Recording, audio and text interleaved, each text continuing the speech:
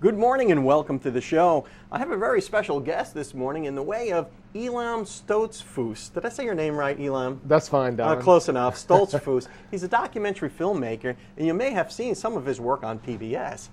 Thanks for coming into the studio today. It's a real honor. Yeah, it's a thrill for me too, because you are essentially a wildlife photographer or videographer. Correct. Right. My passion is trying to tell stories of nature, and I get to go places that most of the public doesn't see or doesn't even know about, and get to bring those pictures and tell the stories about how these lands are protected, especially public lands, whether it's state or federal, but also private lands.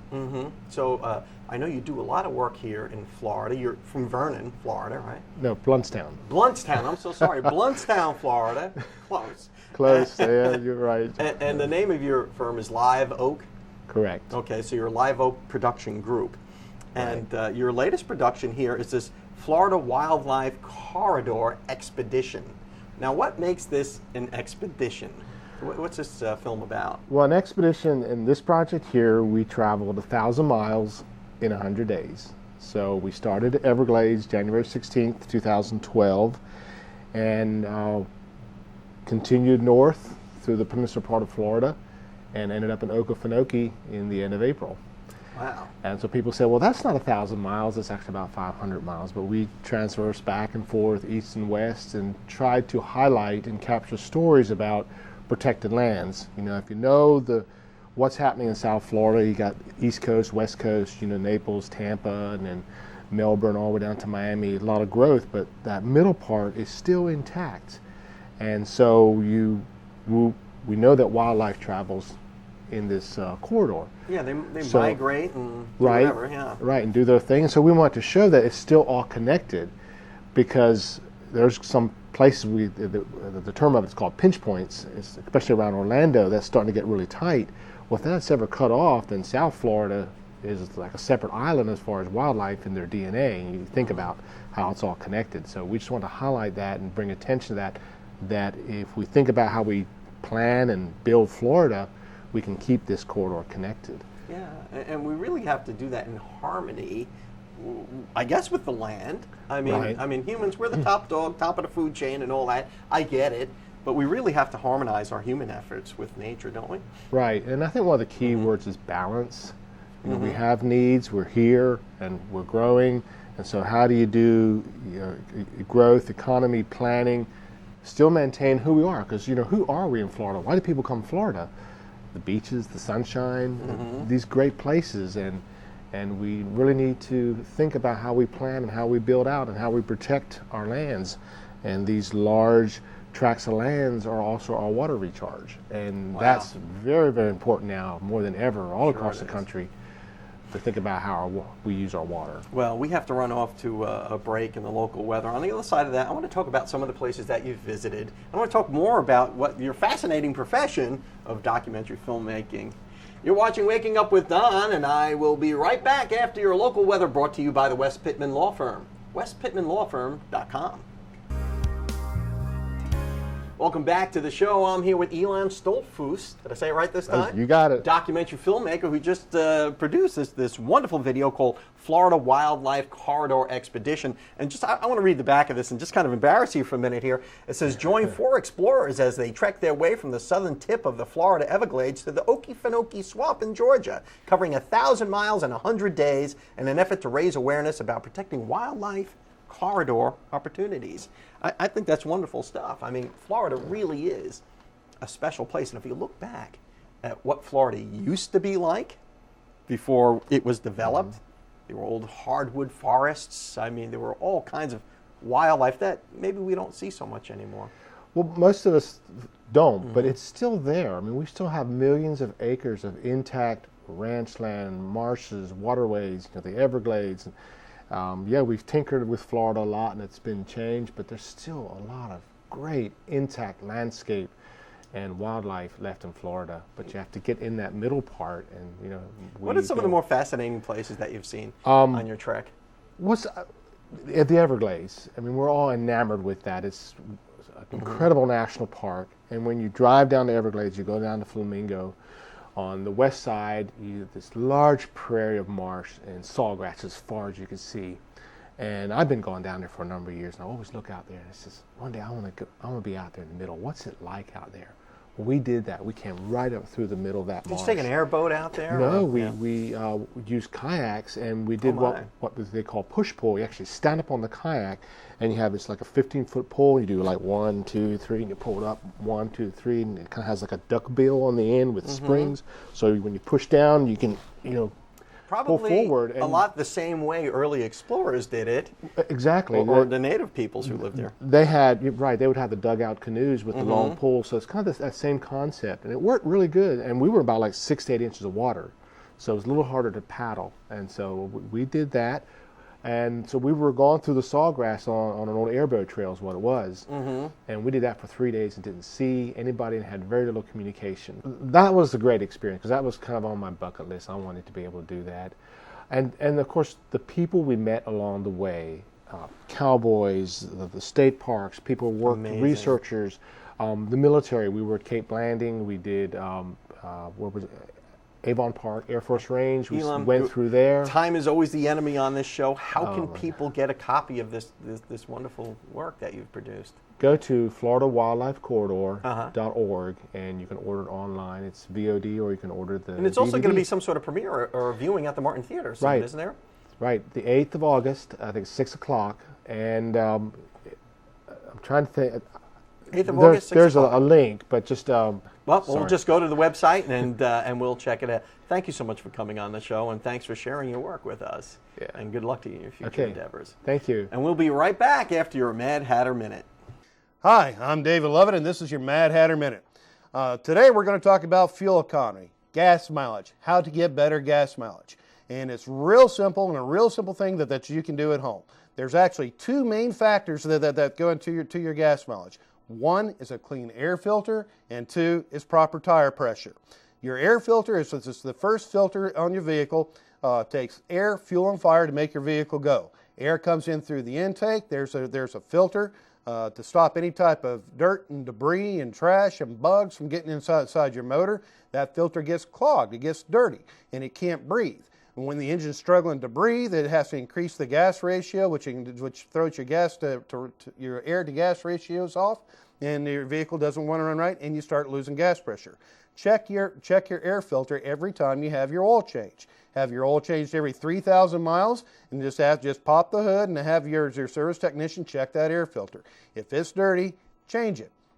The second thing that affects gas mileage most is your tire pressure. Look at your tire pressure. You can get a tire gauge, or you can stop at any service station, and they can test your tire pressure. Typically, tire pressure on a passenger vehicle runs roughly right around 35 pounds. If you really want to know the exact pressure, look at your tires. On the tire itself, it'll say max 35 psi. That's the maximum amount of pressure you want to have in your tires. And if you also want to know, you can look on your car, on the pillar, on the inside of the front door. It'll also give the tire pressure. That's the pressure you need to be running at. Running too low makes the tire flat, and it creates drag. So it takes more to start your vehicle running. And the harder it is to run, the more gas that you're going to burn. This has been David Lovett, and this has been your Mad Hatter Minute. Welcome back to the show. I'm here with Heather Norris from Raymond James Financial, and she's going to tell us what to do with her stock portfolio in times of volatility. Volatile times. You've got a stock portfolio. What do you do to protect yourself? Well, there's a lot of different things that you can do. One thing that we do recommend is reviewing that portfolio and looking for stocks that are underperforming.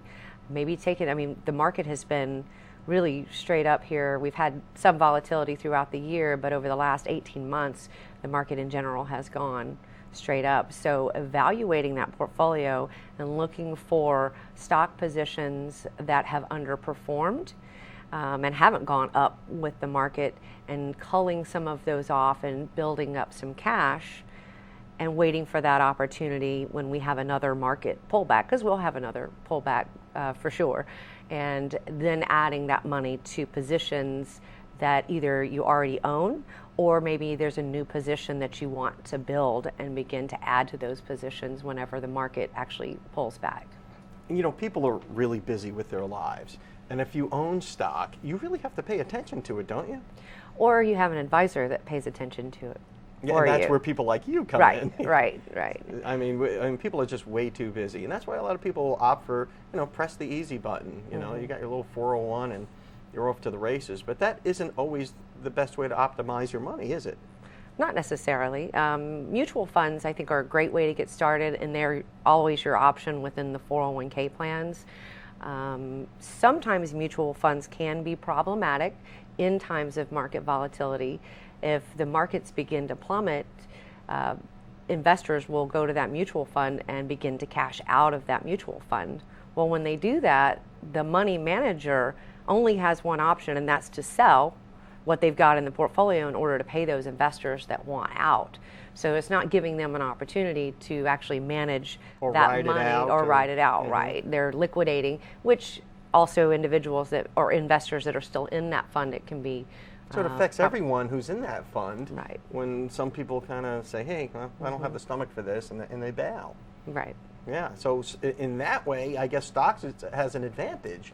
If you own stocks, if you're a stockholder, you can say, well, I'm not going to jump so fast. And with individual stock positions, well, there's basically two ways that you make money in stocks. One of them is the price appreciation. So if you bought something at $25 and it's appreciated to $50 a share, that's your capital appreciation. The other way that you can make money in stocks are dividends. So it's not all companies, but a lot of companies pay a dividend. And an example would be Southern Company. They pay about a 4.5% dividend.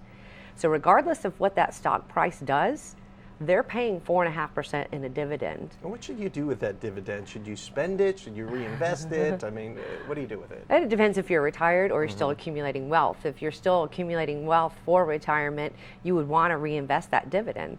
So every time it pays that 4.5%, you can set it up to automatically go back in and buy more shares.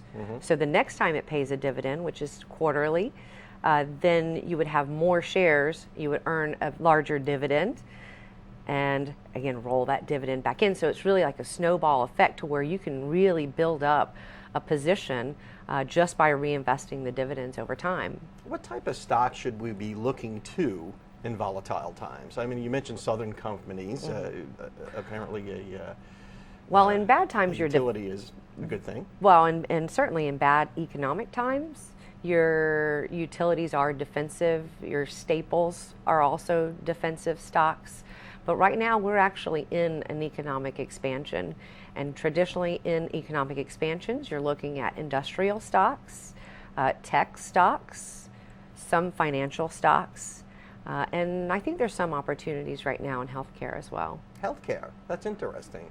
Because, I had a doctor on the show recently who was talking about the ACA and how it's affected his practice. Do you see that there's going to be growth from the ACA in healthcare? Or do you expect that to unravel and things to take off? Well, we're looking for companies that could benefit from the ACA. And so maybe some of your healthcare facilities, as well as some of the pharmaceutical companies, because more people are now being covered or getting pharmaceuticals. Now, you say that we're on an upswing now, but then you talk about unemployment and things like, how does the stock market rise when people are unemployed? How does that happen? Well, unemployment rate has gone down. We're at about 6.8% right now. So the unemployment rate has declined. Heather Noyes, thanks so much for coming on the show and getting us smart on stocks and how to protect ourselves in times of volatility. And we'll be right back after these messages. Welcome back to the show. I'm here with Dr. Gita Carre from the Asthma and Allergy Clinic, and we're going to talk about the things that could trouble you with your allergies during the summertime. Welcome back to the show, Doctor. Well, thank you for having me. I know the last time we were on, we talked about asthma and some general allergies that people may have and how that could exacerbate that. But we were talking before the show about poison ivy. Like when I was a kid, I used to get poison ivy every single year. Right. That really is an allergy. It can be called an allergy depending on your definition of the word allergy.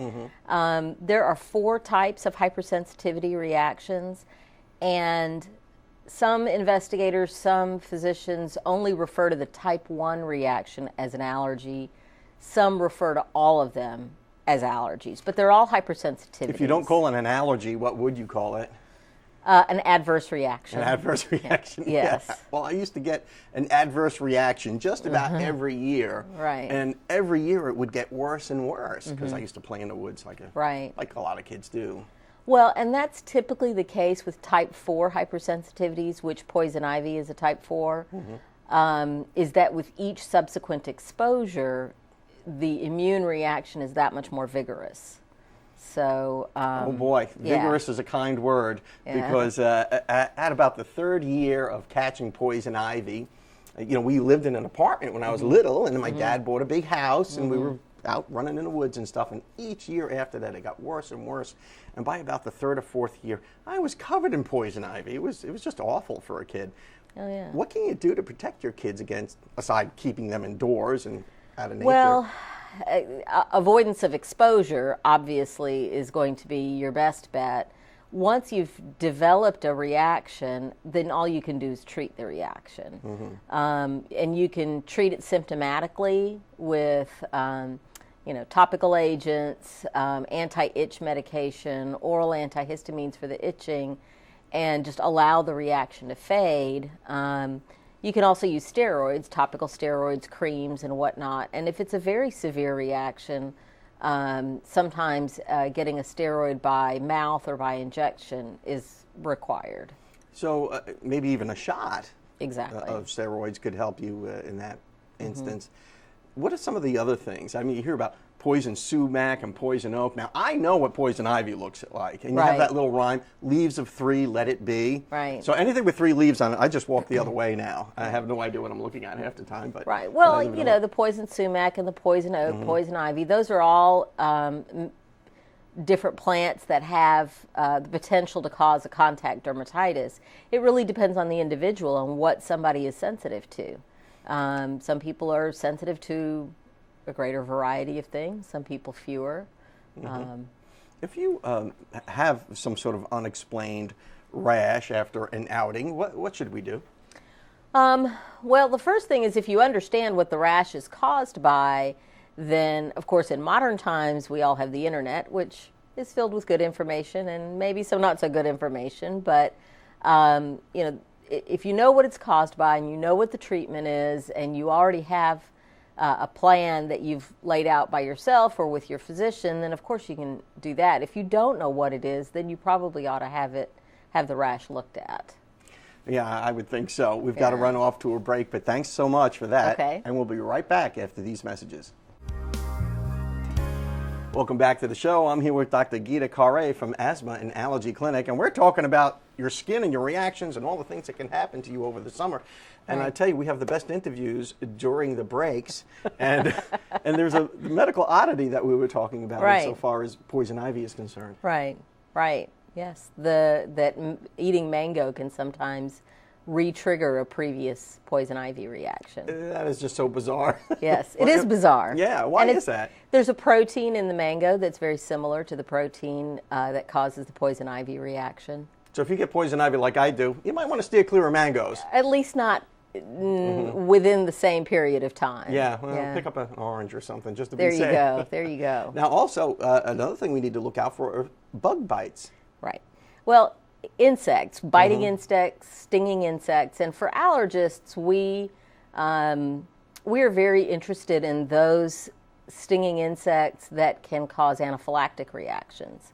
So the venomous stinging insects in the Hymenoptera family and others, hornets, wasps, honeybees, and fire ants as well. I've had just about every sting you just mentioned there. Right. And if you're an active person, you're out and about, particularly if you live out in the country, whatever, you're going to run into that. I mean, I was telling you before the show that, we were sitting on the back deck having a glass of wine, and unbeknownst to me, I was being eaten alive around my ankles by something. Right. And I've got all these little bites. Right. Just drive me crazy. Well, and you can have a local reaction, which it sounds like that's what you had. And, of course, you would treat that symptomatically with antihistamines or some hydrocortisone cream. Yeah. If it became very severe, you might have to have your doctor look at it. Of course, you'd want to make sure that in the process of scratching it, that you didn't accidentally inoculate yourself and get an infection. Is it okay to scratch?